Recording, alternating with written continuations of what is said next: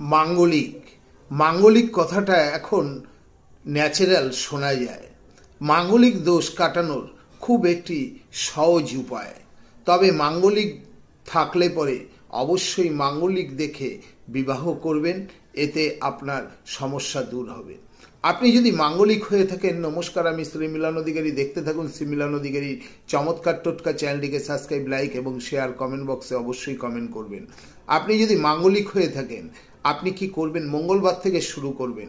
আপনি 1 সপ্তাহ টানা করুন, অর্থাৎ 8 দিন।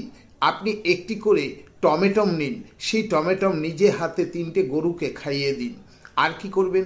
রোজ যখন আপনি ভাত খেতে বসছেন, পাতে একটি করে টমেটম নিন এবং ওটা খাওয়া দাওয়ার পরে যখন হাতটা ধুয়ে ফেলছেন, সেই সময় আপনি খেয়ে নিন।